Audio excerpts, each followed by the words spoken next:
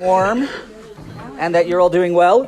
Today we're going to be a little bit ambitious. I decided to take it. I wouldn't say take a chance, but to try to be ambitious. We're going to cover a topic that is a little bit complicated. I would say it's somewhat. I wouldn't say it's. I wouldn't say it's not controversial. It is just a fundamental topic in Judaism that has a lot. There's a lot been written on. There's a lot of debate regarding how to understand it. But at the same time, I think it's fundamental to our own avodat Hashem, and that is the issue of oral law and rabbinic authority. Okay. One of the major questions that many people struggle with is understanding the history of the oral law, how the oral law developed, the nature of rabbinic authority, right? There are many people who are comfortable with understanding the concept of there being a God and of the Torah being divine, but the development of oral law and rabbinic authority can be a little bit challenging. So we're gonna try to. The reason why I wanted to do this week is obviously we're now dealing with the weeks of Parshat Yitro, Parshat Mishpatim. The last week was Parshat Yitro when the Torah was given. This week we have Parshat Mishpatim, where the Torah pivots from the huge event of Ma'amad Har Sinai to the nitty-gritty details of the mitzvot in Parshat Mishpatim. And already, if you look at source number 1 on your sheets, Rashi right away already references one of the major questions, and that is, well, what exactly was given to Moshe at Har Sinai? How much was given to Moshe at Har Sinai? What is the written law? What is the oral law? Rashi in source number 1, the very beginning of this week's Parsha, the Torah begins, Ve'ele ha-mishpatim, says Rashi in source number 1, Kol makom shene'emra ele, pasal et ha-rishonim, ve'ele mosif al ha-rishonim. Says Rashi, anytime the Torah introduces a section with the word ele, these are the words, that means that the Torah, if it's just ele, the Torah is basically starting something new and not necessarily connecting to the previous story. If you have the word ve'ele and these, says Rashi, the Torah is very deliberately trying to connect the ensuing story with the story that was just prior. And says Rashi, what's the connection between Parshat Mishpatim and the Parsha right before? Ma harishonim misinai, af elu misinai. Just like everything in Parshat Yitro was given at Har Sinai, says Rashi, so too all the nitty-gritty details of Parshat Mishpatim about being an Eved and about my ox goring your ox, and all the details, all the mitzvot in Parshat Mishpatim were also given at Har Sinai. So already we see Rashi is trying. Now Rashi is quoting the Midrash. Now why would the Midrash think this is necessary? Because obviously we all know the Ten Commandments. Many of us know that there were certain things that were given at Har Sinai. There's the written Torah. But the question becomes, well, when was any of it given? And what is the relationship between the written Torah and between the oral law? And as well, the question becomes, is how exactly does rabbinic authority develop over time? It's a huge topic, and as I said, it's a bit of an ambitious topic. We're not going to cover everything. There is a lot of debate and a lot written on this subject. What we're going to hopefully do today is share with you one perspective that I think, as we say in Israel, osek sat seder. It does a little bit of seder, helps kind of give us a little bit of a basic understanding to how things work. And before we begin, I want to actually start with a story. This did not happen to me. This actually happened to my father. My father before he was the rabbi in Englewood, he was the rabbi in Potomac, Maryland, which is actually where I was born. I was born in Potomac, Maryland. I was one year old when we moved from Maryland. My father explained that one of the things that he was successful at doing in Potomac, Maryland was the creation of an eruv. And any of us who have ever been involved or are familiar with an eruv basically involves the idea that in order for us to be able to carry on Shabbat, in Eretz Yisrael it's less of an issue because we have the Rabbanut that generally deals with these kinds of things.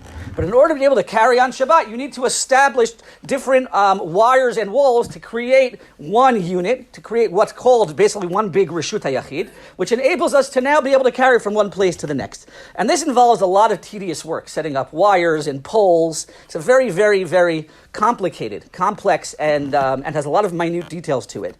And very often, setting it every Friday, it needs to get checked, but setting it up again is very, very complicated. My father and one of his congregants had to go fix the eruv, and they had to figure out, in order, again, without getting into all of the nitty-gritty details, but they had to basically line up a pole with a wire that was on top in order to create what's called a Tzurat HaPesach, which is the image of an opening of sunlight. And you have to make sure that it's exact.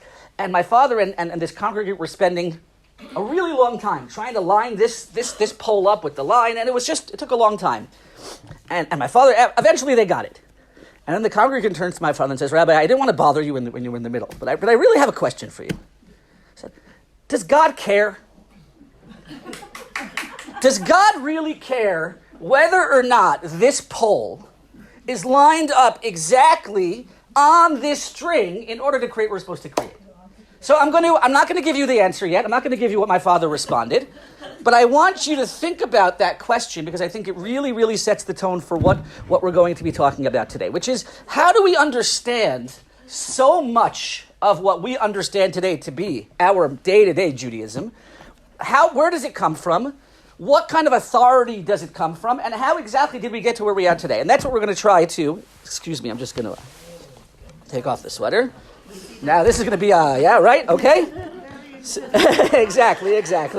So we're going to, so that's what I want to do. So the first thing we need to understand is a little bit of a history. A little bit of a history, okay? So we know that HaKadosh Baruch Hu gave the Jews the 10 Commandments at Har Sinai. And according to the tradition, what was handed was the Luchot and Torah.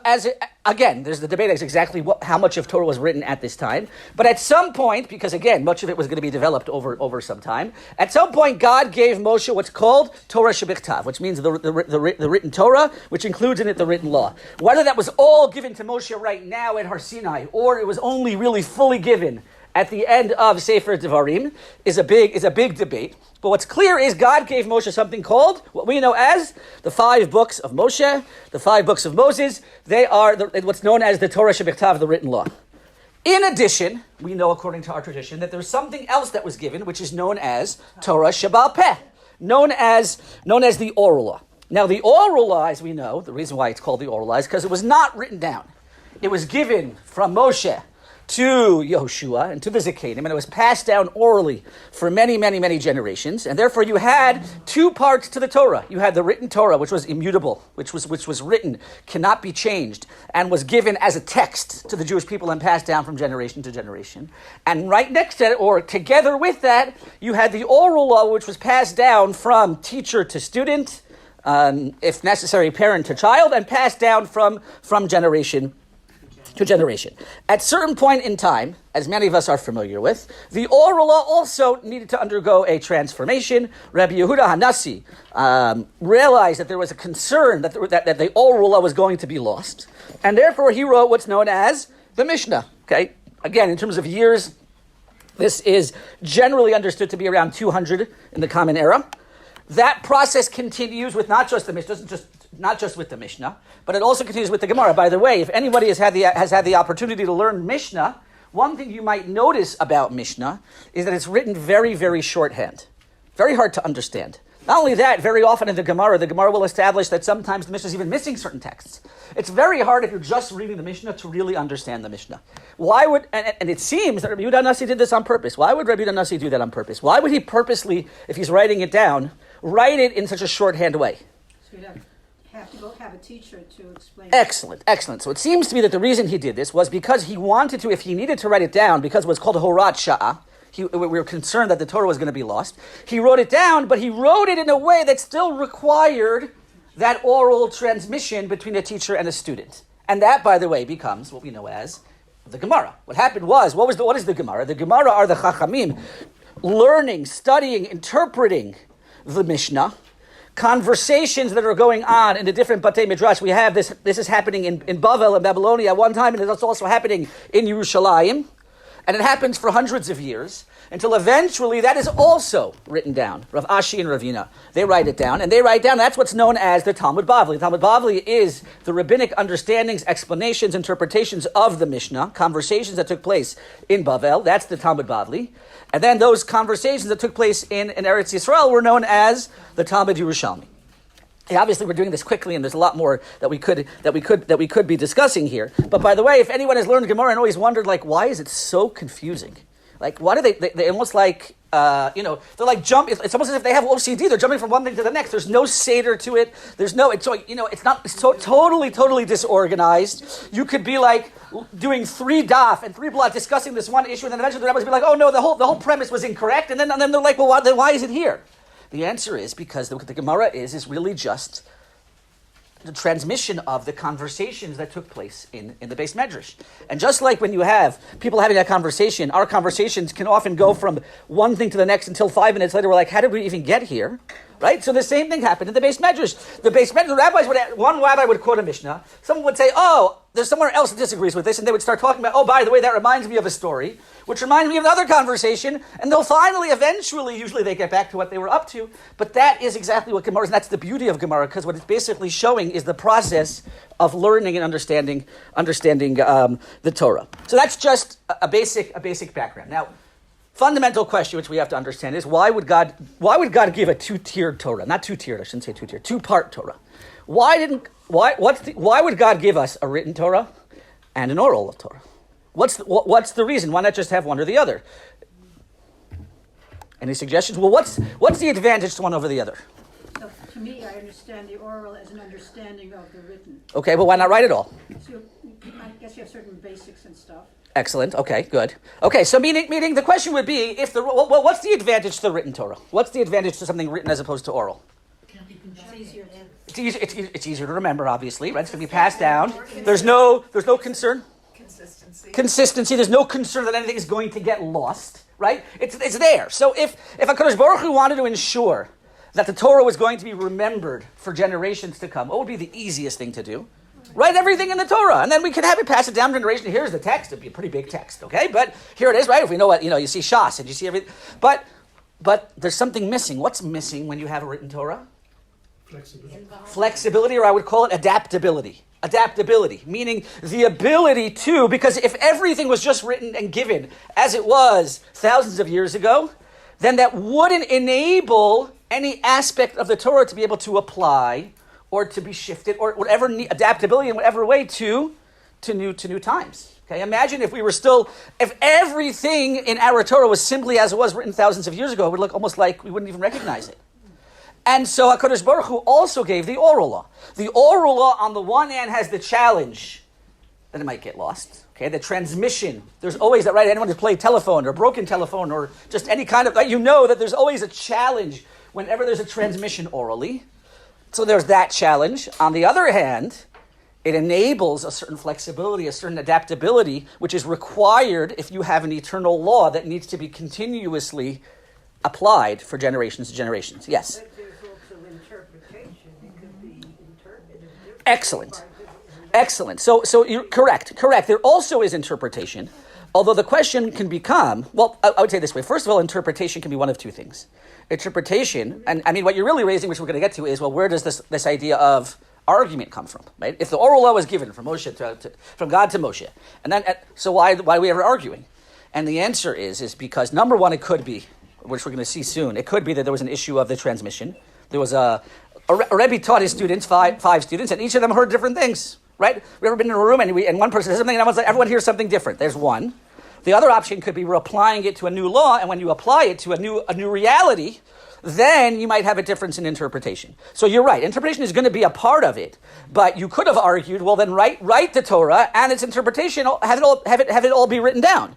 Meaning, I'll give you a classic example, which we're going to use a few times. The Torah says, "On Shabbos lo ta'aseh kol melacha." You shouldn't do any melacha. Thank you very much. What does melacha mean? Nowhere in the Torah does it say what melacha means.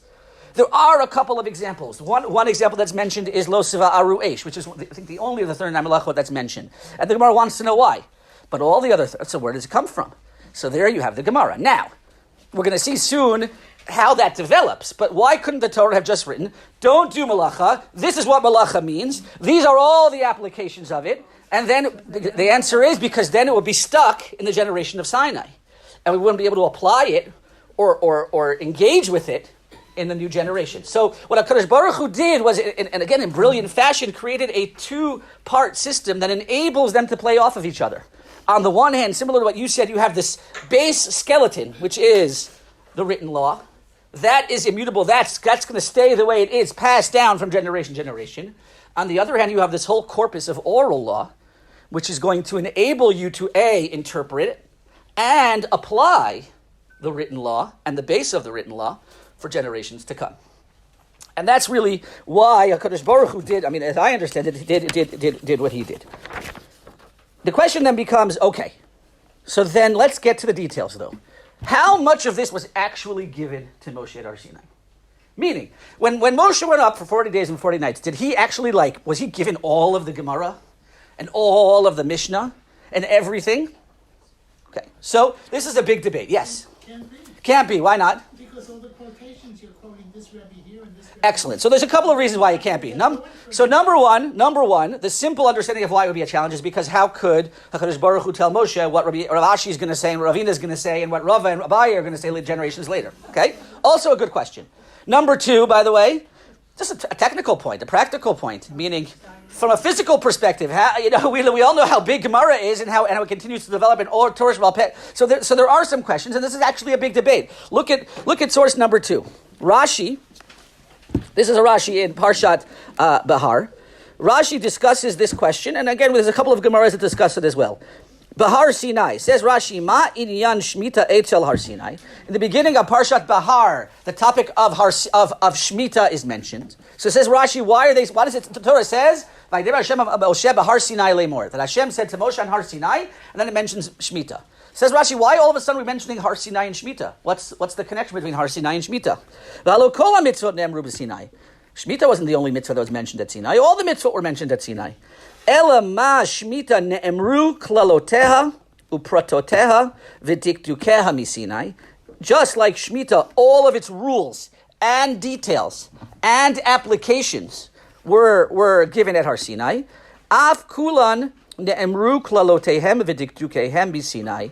Kach shnuya b'torat kohanim. So too, all the mitzvot, all of their details, all of their rules, and all of their applications were given at Har Sinai. Okay, so this is a very, very strong statement, where it seems to be that at least the simple understanding of this medrash is that no, at Har Sinai, HaKadosh Baruch Hu gave Moshe everything. Now, you're asking, how could that be? Okay, so the way we have to understand it could be, HaKadosh Baruch Hu knew what they were going to say, and therefore he gave it to Moshe. Okay, then you get another question of free will. We're not going to cover that, but that's the simple understanding. And look at this Gemara. The Gemara in source number 3 says something very, very similar. Almost takes it even a step further. The Gemara in Megillah says, "The Amar Reb Chia bar Abba Amar Rabbi Yochanan." Reb Chia, the son of Abba, it says in the name of Rabbi Yochanan, "My dichtiv." What do we mean when the Torah says, "The aleihem kichol hadvarim asher diber Hashem imachem bahar"? And upon them all the things that Hashem said to you on the mountain. Milamed sheherau HaKadosh Baruch Hu leMoshe diktukei Torah v'diktukei sofrim uma shehasofrim atidin lichadesh. Hashem showed Moshe all the details of the Torah and all the details of the literature and any future chidushim, any future new ideas that people are going to suggest were all given to Moshe at Har Sinai. That's the simple understanding of this Gemara, and it's astounding. And I understand your concern. I think it's a fair concern. It's an astounding Gemara. The question is, what do we make of it? One more midrash. Source number 4.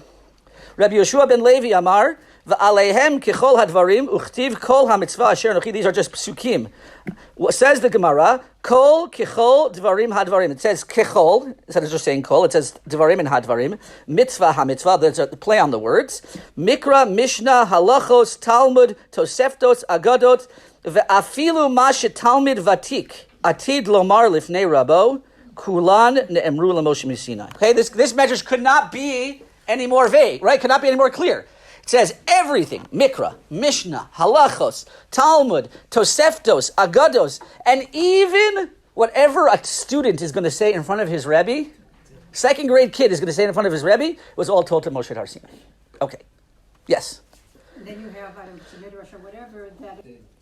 As though it were given. Okay, good. The question, right, of course, although the question with that becomes, how do you determine who has the authority to do that? And how do you determine what we have to listen to? Yes, but I think the practical questions exist, and I think they're fair questions, and I think what you're saying is, yes, there's something, there needs to be a connection between what happened at Har Sinai and what we're doing today, because otherwise there would be no authority. And that everyone agrees. The question is, how much of a connection is there? The literalist version, what you would call the maximalist version of this medrash, is that really everything was told to Moshe. And generally the person who's associated with this opinion is the Ran. The Ran in source number 5, Drashot Haran. He is the maximalist. He says, no, this is what, we have to take this literally. Aval Ainyan Kenhu, Shedavar Yadua, Shekol HaTorah, Shebichtav, Uval Peh, Nimsira LeMoshe. Everything that was in the written law and everything that was oral was all given to Moshe. Diktukei Sofrim, Hima Machloket, V'chilukei Hasperot, all the different arguments, all the different back and forth. Bein Chachmei Yisrael, V'kulan lamdam Moshe Mipi HaGvura, Below HaChra'a, Kol Machloket, U'Machloket Beprat. Hashem didn't just teach him all the laws. Even when Machloket was going to arrive, was going to come, Hashem told Moshe the machlokos. Okay, so the Ran has a very literalist interpretation of this, where he basically seems to say this is what it was. Now, how could he do it? How does it work out with future free choice? It's all excellent questions, but this is what the Ran seems to understand. On the other side of the coin, you have the Rambam. Now, the Rambam, in one of his famous works called the Hakdama LePerush HaMishnayot, okay, his introduction to his commentary on the Mishnah, he goes through a long interpretation and an understanding of how oral law developed. And he develops a very, very different theme. He basically develops the idea, and this is how he understands these midrashim, which is that everything that came, the mechanisms and the rules and the laws for how the Torah was going to be applied in future generations, all of that was given to Moshe at Har Sinai. Not all of the details. What was given to Moshe at Har Sinai was, this is how the rabbis can use to expand upon the laws, to expound upon the laws, to develop the laws, to understand them, and to apply them. So the foundation was given to Moshe at Har Sinai. The actual applications, the details, the machlokes, all of that is rooted at Har Sinai, but not necessarily practically given to Moshe at Har Sinai. And that's how he understands, and that's how the Rambam would understand all these midrashim. What does he mean when the midrash says that every single thing that the Rebbe was going to say? Because the foundation for that learning, the foundation for that study, the foundation for applying all of the tools that the rabbis have to explain the Torah, to explain Torah Shebiktav, that was all given to Moshe at Har Sinai. And then it's now applied generation after generation by the rabbis of each generation in the way that it needs to be done. And so you have a process which is rooted at Har Sinai, but is able to apply for generations to come. Yes, I see a couple of questions. So how are machlokot? Excellent. How machlokot? The Rambam is, by the way, I just shared with you the Rambam in 2 sentences. The Rambam goes into this in great detail, and he explains different categories of how things are developed. So we're going to see that. It's an excellent question. How does machlokes come? Where does it all come from? Okay, I thought I saw our hands. So now the Rambam basically in his, I didn't bring you the text of the Rambam because it's a very, very long piece. But we're going to go through it together. The Rambam basically outlines that there are 5 parts, 5 major sections to the oral law. Okay? And each of them play a role in the development of the oral law, and they come together to create a beautiful tapestry of Torah that is rooted, of oral law that is rooted at Har Sinai, but able to apply for generations. The first section that the Rambam gives is, he calls it Perushim Hamikubalim Mipi Moshe. Perushim Hamikubalim Mipi Moshe. Now, this is on the source sheet for you. We're not on the source sheet now. This is, because again, this is all outside. We're going to get to a couple of important Gemaras to expound upon this. Perushim Hamikubalim basically means commentaries and explanations that were given from Hashem to Moshe. So these were explanations of the Torah that were given directly from Hashem to Moshe. And there's no machlokes about them, okay? An example would be, the example that the Rambam gives is the mitzvah of Sukkah. Sukkah. The Torah says, Basukot teshvu shivat yamim. Sukkot, you should sit for 7 days. It doesn't say, well, what's a sukkah? What does a sukkah look like? What can a sukkah be made of? Who's obligated to sit in the sukkah? What does it mean to sit in the sukkah? I have to sit there only when I sit there? Do I have to sleep there? Do I have to eat there? There's so much that's not in the Torah. And those explanations, says the Rambam, those explanations were given orally from God to Moshe. Perushim hamikubalim mipi Moshe. They were given directly, and then Moshe would then pass them down and transmit them from generation to generation. Now, within this specific group of laws, And again, how the Rambam knew that this group of sukkah was in that, I don't know. There's no machloket. There's no machloket because it was clear. This was given. This is what the Torah meant when it says this. Not only that, says the Rambam, sometimes in the Gemara will try to connect the halacha back to the source.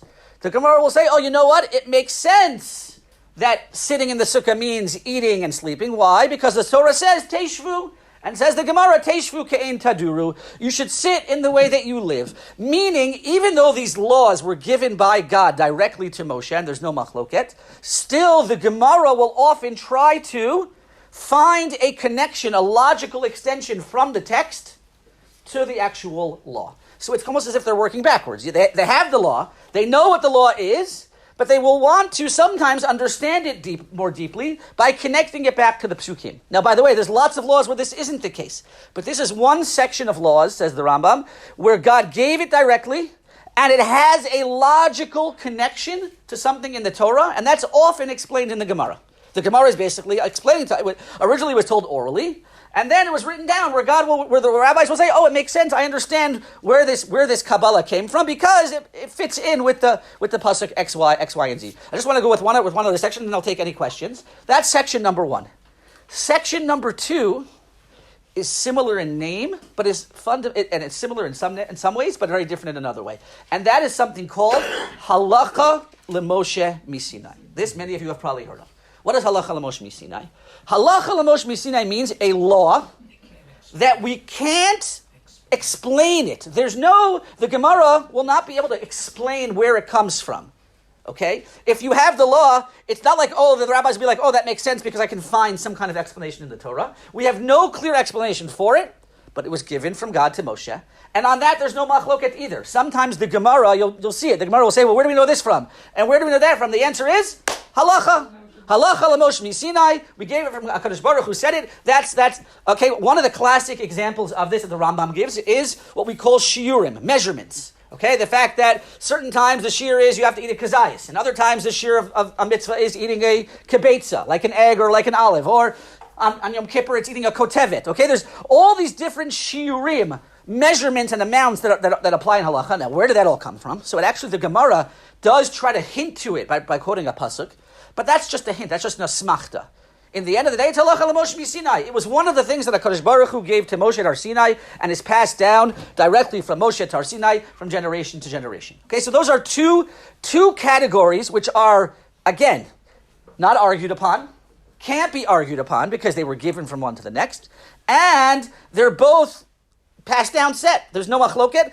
Now, they're different because one, as the Rambam points out, can be logically applied or could have been learned from the Torah, although it was given to us directly from Hashem. And the other one, we don't find a logical explanation in the psukim. Okay, so a couple of questions. Yes? Okay, good. Now, again, the Rambam doesn't say that every aspect of the mitzvah of sukkah falls under this category of what we would call Perushim HaMikubalim. There's another category in the Gemara, and that revolves the rabbis in a much more intensive way, which is the third category which we're going to get to, which is derived, what he calls, I just want to use the actual language that he uses, so forgive me for just finding it in my notes. Dinim shehotziu al darchei svara. Meaning, where the rabbis will use certain tools, the Yud Gimel Midot, Kal V'chomer, Gezerat Shava, all different tools, and using those tools will interpret. That will also happen in some things. So you're right. There is going to end up being certain parts of this that are not straight from Moshe, but certain parts of it are. And that's true within a certain halacha and within many other halachot. Okay? Sorry, yes? Kadosh. I think that was one of his... I have heard that. I have heard that the Rabbi was more limiting in what he applied certain things and certain not. So that's a good question. So again, it's a good question. I think his interpretation of the word teshvu will be a little bit different. But again, I was giving the sukkah as an example. I don't want to speak for the Rambam and clarify which part. It could be that I missed. Meaning, according to the Rambam, certain details of the mitzvah of sukkah were given, and they're not. And the fact that you need to live in the sukkah, that's clear. Whether you need to sleep in the sukkah or you need to eat in the sukkah or when and not, that was already going to be the next step, which is interpreted by the rabbis in different ways, and that's where sometimes you have a machlokes. But the basic need to live in the sukkah, to do something in the sukkah, that's clear from the Perushim HaMikabalim Mipi Moshe. But why are people so against him on that. Oh, that's just, I think, a cultural and because it's what we call, I think it's because it's what we call a das yachid. It's an unusual interpretation, but it doesn't mean it's wrong. I don't want to get too much into the specifics of that specific. It is something I've heard that the Baal Rebbe says, but again, I don't want to get too much into the specifics there. Okay, so we have those are the first two categories, and those two categories are similar in that they're both not debatable, both given directly from Moshe from Hakadosh Baruch Hu to Moshe and passed down. The third category, as I said, and this is going to be the most revolutionary, is what the Rambam calls dinim shehotziu al darchei svara. And one way to kind of give a title to this is what we would call, it's basically called rabbinic interpretation. In this category, HaKadosh Baruch Hu gives the rabbis the ability to use certain tools that again are grounded at Har Sinai, rooted at Har Sinai, to interpret what the Torah meant in certain situations. And that's basically where the rabbis are. It said dinim shotziu, rules, halachot, and laws that the rabbis are going to interpret using their own logic. Again, they're not just using their logic just out of nowhere. They have to use specific tools that are given to them. But using those tools and their understanding, they are going to interpret what the Torah means in certain ways. Certain things will be just given from Moshe directly. Many other things, and this is probably a majority of the Gemara, is understanding, applying it to new situations, or a greater understanding of the details of some of the things that we did get from Moshe but haven't been fully fleshed out. And that, says the Rambam, is where machloket will develop. Machloket will develop when you have the tools, and the tools are given to the rabbis. The rabbis are human, right? And humans have their own interpretations and understandings. So you could have two rabbis who are given the same tools and looking at the same pasuk and say, interpret what this means, and they'll come out with two different interpretations. Why? Because Kadosh Baruch Hu, as it were, almost took a step back and is giving the rabbis the ability to do this. Now, why does he give the rabbis the ability to do this? Because if you didn't, then the Torah would be static and wouldn't be able to adjust to new generations. You need that ability for new interpretation and an ability for a new application to everything as the world changes and as reality changes. Right? A classic example would be applying the laws of Shabbos to electricity, or if you wanted to even do business on the internet. There's so much in our ever-changing world that requires new application and requires understanding the base and then applying it to new laws. And that's a majority of the Gemara, where they were taking the law and they were interpreting it as they understood it to their times. And then the later rabbis, the Rishonim and the Achronim, continue to apply that law to the ever-changing realities within which they live. So now, the rabbis will do this in one of two ways generally. Sometimes they'll do this by explaining an existing law, which means again, the Torah says you can't do malacha on Shabbos, but we don't know what malacha means. Okay, so that's the rabbis using certain tools. Well, the Torah, it's hekish. The mitzvah of Shabbos is next to the mitzvah of Mishkan. And therefore, the rabbis are going to use the tools to interpret that what the Torah says when you can't do malacha, it must be connected to the Mishkan, which means you can't do the things that were used to build the Mishkan. And that's how we get the laws of Shabbos. Okay, that's one type. That's explaining what the Torah means. And the second type is, as I said before, is applying the law to new realities. Both of these are the rabbis using the tools given to them to interpret and apply it to new generations. Now, this is, just to be very, very clear, this isn't an example, which we're going to see soon, an example of where the rabbis will enact a new law or a new decree. That's not what we're talking about. We're talking about where the rabbis will take the Torah and explain it or apply it to new realities while still maintaining the main law. Now, let me ask you a question. When the rabbis do that, what is the status of that law? If, let's say, when the Torah says you can't do, is it rabbinic or is it biblical in nature? What? Raise your hand if you think it's rabbinic. It's whatever they say it is. Raise your hand if you think it's biblical.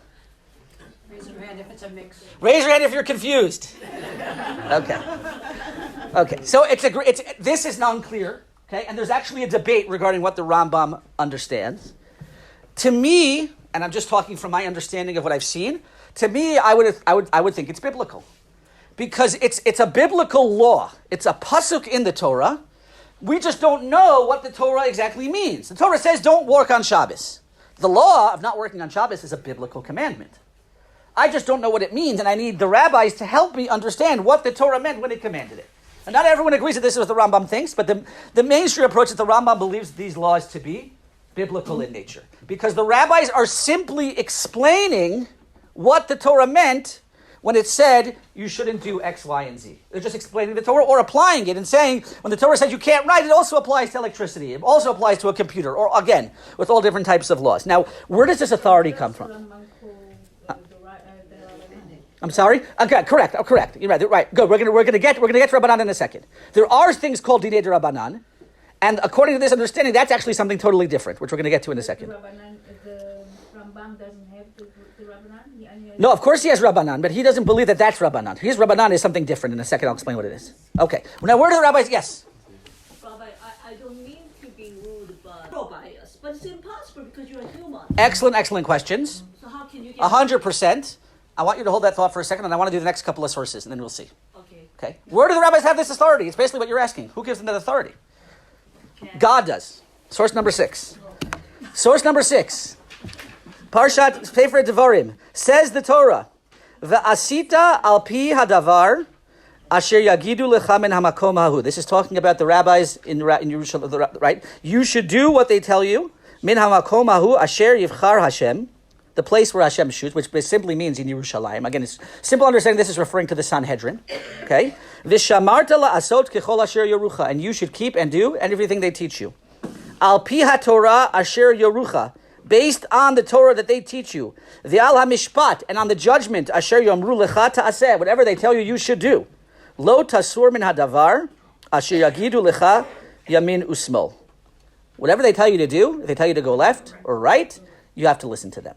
Okay, so the Torah already is clearly, on a biblical level, giving a certain power to the rabbis. Now, your questions are all very fair questions. Wait a second. So I went to OUisrael, I studied for 4 years, I opened up the Gemara, I call myself a rabbi, everyone's got to listen to everything I say? Of course not.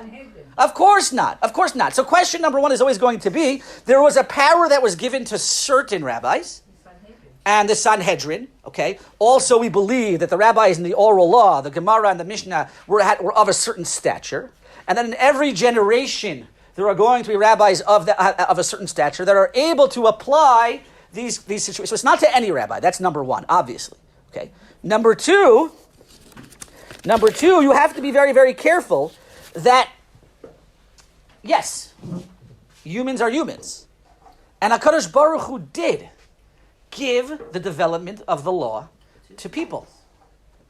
And that's part of the system itself. And I want to take it a step further. So first of all, we see that, again, that the Torah itself gave the rabbi those authorities, only certain rabbis. Now, part of our argument nowadays is going to be, well, which rabbis have the authority to do that? Okay? So that's a fair question. Again, who are these, what we call the Chachmei HaMesorah, the rabbis of the Mesorah? And every community may have their own, and it could be that that's part of the gullus that we live in, that we don't agree on who those rabbis are. But there's no question that it needs to be some rabbis who have the ability to do this and be able to bridge the Torah and bring the Torah to today's world. But here's the question, and this is really the next question is, we mentioned machloket. So what happens if there's a machloket? You have Beit Shammai and Beit Hillel, and they are interpreting or applying the law in different ways. One says it's mutter, and one says it's asur. So who's right?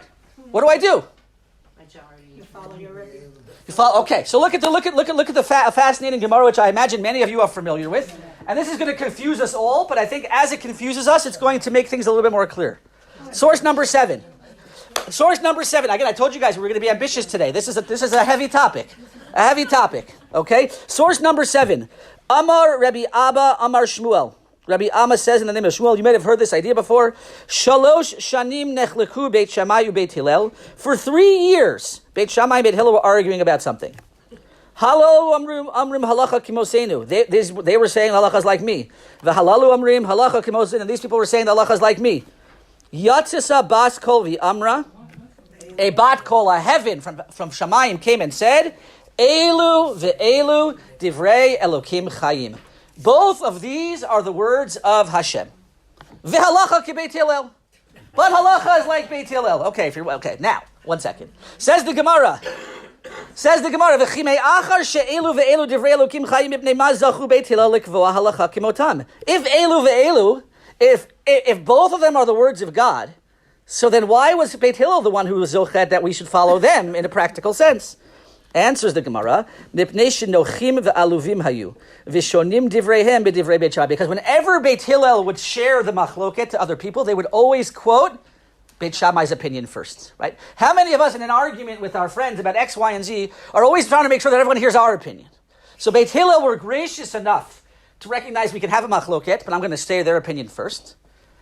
And therefore, we paskin like them. They quoted their words and Beit Shammai's, and they always put Beit Shammai first. Okay, so now, if you think about it, at first glance, this should confuse us all. Wait a second. Okay, Beit Shammai says mutter. Beit Hillel says usser. Comes the Torah and says, both are the words of God. What? What does that even mean? Either it's mutter, or it's usser. Either it's tameh, or it's tahor. That's question number one. Number two, if it's elu ve'elu, then what does it mean that we follow Beit Hillel? So I think we have to this isn't directly in the Rambam, but this seems to be the understanding that I would share with you. This is the understanding that I would share with you. When HaKadosh Baruch Hu gave or created this world called, or this category called Dvarim Hayotzim Mipi Svara, what HaKadosh Baruch Hu basically said was, rabbis, here are the tools. I'm giving you the base. It's rooted at Har Sinai, and your job is now to apply it, explain it, expound upon the Torah, and explain it. And any rabbi who stays true to the process and does that to the best of his ability, whatever conclusion he comes up with is correct. Which means that Beit Hillel and Beit Shammai could both be looking at the same source and have the same tools at their disposal and come out with opposite conclusions. But as long as it's done with staying true to the process, elu ve'elu divrei Elokim chayim. It no longer matters. You're going to say, well, wait a second. Well, what does God say? Is it right or is it wrong? Is it mutter or is it usser? The answer is, it no longer matters from an objective level. Because once the halachic process has been given to certain rabbanim and certain chachamim, and in our case we're using the Gemara as an example, whatever conclusion they come to is correct if it's done using the process, if there's a loyalty to the process and done in a way that is appropriate. And therefore both, now, obviously from a practical level, we need to choose, right? We have the situation in front of us, it's mutter or it's usser. So the answer, says the Gemara, from a conceptual perspective, both Beit Shammai and Beit Hillel are correct halachically. They both stayed true to the process. Whatever conclusion they came to is correct. Practically, we need to pick one. So practically, the minhag is, we're going to follow Beit Hillel because of what he did and how he treated Beit Shammai, etc. So practically, we're going to pick one. But elu ve'elu divrei Elokim chayim. Because as long as you stay true to the process, then you have the ability to whatever conclusion these rabbis come to. Now, I apologize. I want to make sure, I always tend to go very close to Rabbi Finkelstein. I want to make sure that we finish, but I'm happy to take a question at the end. Now with this, we can, by the way, it's just something very, very similar to what I just suggested is seen in Rav Moshe Feinstein in source number 8, Rav Moshe Feinstein in Igros Moshe. Says Rav Moshe Feinstein regarding this issue. Aval ha'emet lehora'ah. Regarding halacha and its application and how it applies. Kvar ne'emar lo b'shamayim hi. There's a famous line that the halacha is not in heaven. We're going to see that Gemara in 1 second. Ela kefi shenir ela chacham acharei sheyin kira'oi levarer ha'halacha b'shas u'poskim. As the chacham, as long as he does the proper research, analyzes the topic, looks in the Gemara, looks in the poskim, looks at all that's being written, kefi kocho v'koved rosh uviyirah me Hashem, as long as he does it with the proper and the resolute is seriousness and what we call yirai shamayim, you do it and you're loyal to the process. V'nireh lo shekein hu psaktin hu ha'emet lehora'ah, and he comes to a certain conclusion that this is correct. U'mechuyav lehorot kein, and he believes that that's what we're supposed to teach. Af im be'etzem galya klape shmaya she'eno kein ha'perush, even if objectively up in heaven they realize that he made some kind of mistake, and really he made a mistake. Ve'al kazeh ne'emar shegam dvarav divrei Elokim chayim. Nevertheless, says the halacha, that's also divrei Elokim chayim. Me'achar shelo nir'eh ha'perush, Because if he did the proper research and he approached it with the proper mentality and the proper understanding, what he calls koved rosh, seriousness, then his conclusion is correct from a halachic perspective. Ki Moshe pasak v'lo hayastir al dvarav v'yikabel schar al horato af she'emet eno keperusho. And he's going to get schar, and he's doing the right thing by teaching the halacha, even if up in heaven he's going to, at some point it might be found out that he made a mistake. Because halacha set up a system where loyalty to the process is what is koveh. And with this we can understand the very, very famous Gemara.